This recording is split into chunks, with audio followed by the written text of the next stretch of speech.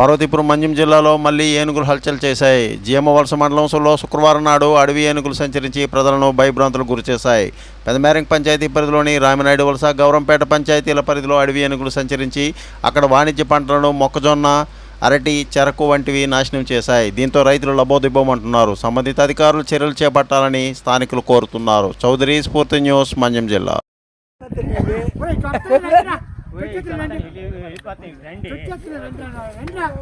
మా గ్రామ పరిధిలో మొత్తం ఏనుగులన్నీ వచ్చేసి జొన్న పంటని, అరటి పంటని అంతా కూడా ధ్వంసం చేసేస్తాయి. ఇక మొత్తం మా రైతులందరూ కూడా చాలా బాధతో చూస్తున్నారు.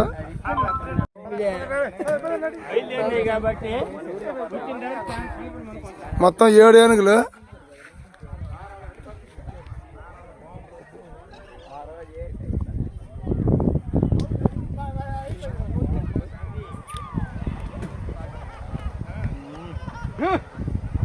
మొత్తం మంటలు పట్టుకుని ఫారెస్ట్ వాళ్ళు పరిగెడుతున్నారు.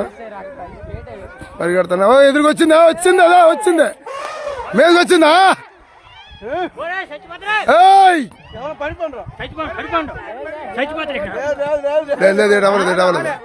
వాళ్ళు ఫారెస్ట్ వాళ్ళు చేస్తున్నాయి. ఫారెస్ట్ వాళ్ళు అగ్గి మంటలు పట్టుకుని వేడదలుతుంటే అటు మీదకి వస్తున్నాయి. పట్టణంలో నూతన మున్సిపల్ కార్యాలయం సమీపంలో వేంచేసి ఉన్న ముత్యాలమ్మ అమ్మవారి సన్నిధిలో అమ్మవారికి, అనంతేశ్వర స్వామికి ఉత్సవ విగ్రహానికి పంచామృత ఏకవార రుద్రాభిషేకాలు నిర్వహించామని ఆలయ నిర్మాణకర్త బవిరిశెట్టి మురళీకృష్ణ, పద్మకుమారి దంపతులు తెలిపారు. ఆలయంలోనే అమ్మవారికి, అనంతేశ్వర స్వామి వారికి ఆలయ ప్రధాన అర్చకులు మిత్తిపాటి విశ్వనాథ శ్రీనివాస ఆధ్వర్యంలో పూజాధికారులు నిర్వహించినట్లు ఆయన తెలిపారు. పూర్తి న్యూస్, స్వామి, పశ్చిమ గోదావరి.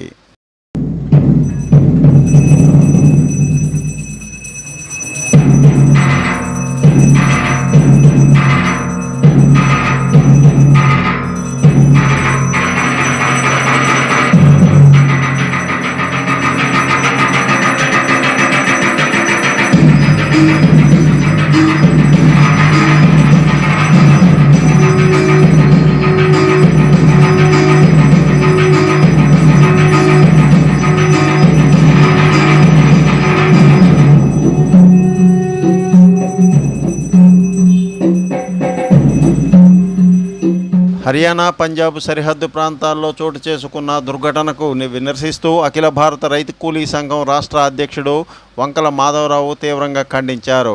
బరితెగించి కాల్పులకు తెగబడిన సంబంధిత హర్యానా పోలీసులను వెంటనే హత్యానేరం కింద అరెస్టు చేయాలని వారు డిమాండ్ చేశారు. ఈ కాల్పుల సంఘటనపై సుప్రీంకోర్టు సిట్టింగ్ జడ్జి చేత సమగ్ర విచారణ జరిపించాలని ఆయన అన్నారు. స్ఫూర్తి న్యూస్, శివజ్యోతి, పలాస.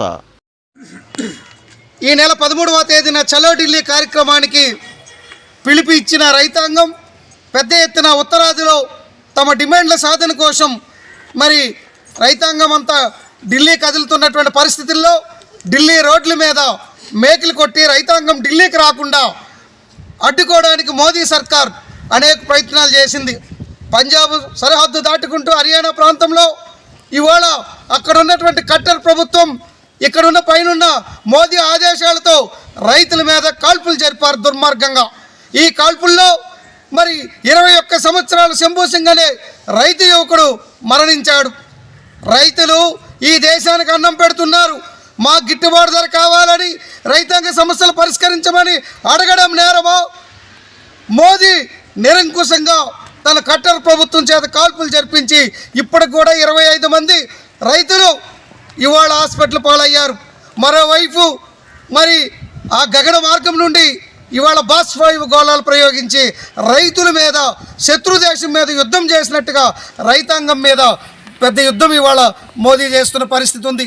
గతంలో రైతులు ఉద్యమం చేస్తే 750 మంది మరణిస్తే నాది పొరపాటు అని చెప్పి క్షమాపణ చెప్పి 3 నల్ల చట్టాలను వెనక్కి తీసుకుంటానన్న మోడీ ఆచరణలో మళ్ళీ రైతుల మీద కక్ష కట్టి కార్పొరేటర్లకు అనుకూలంగా అదే విధానాలు కొనసాగిస్తున్నారు.